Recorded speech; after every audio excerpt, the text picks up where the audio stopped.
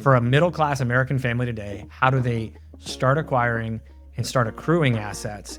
And I think if we expressed, to your point, the impact of inflation, it's expressly that. It's harder to own a house. It's harder to own a car. It all just comes down to this. Let's go back to the year 2000. All right, the last 25 years of the S&P 500's grown at like 7.2%, okay? What do you think the growth of our money supply, what has it grown at? It's literally 7.2%.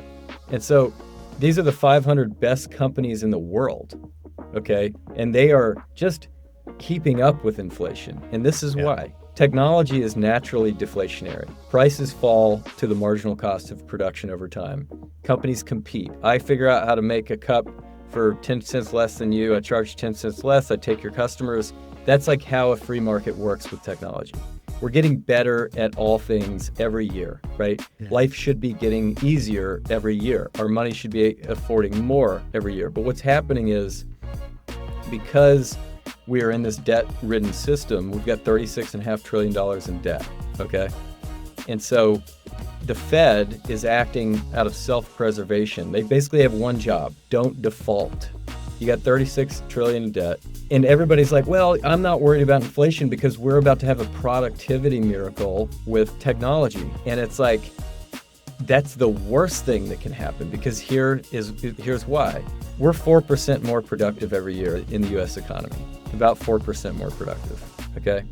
So we get 4% better at doing all things. Well, the Fed's target of 3% inflation, they're stealing the 4% in price drops that we should be experiencing, plus 3% more.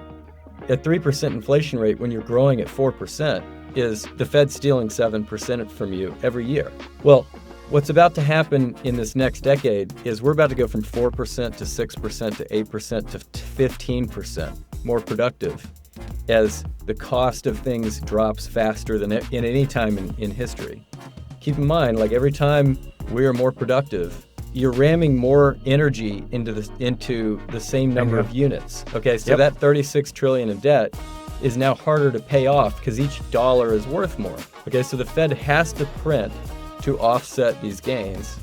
And so as this accelerates, this is going to accelerate. And so the debasement of our money is going to literally just go in lockstep. And they're just maintaining, like, when life should be getting way easier every single year, we're just maintaining.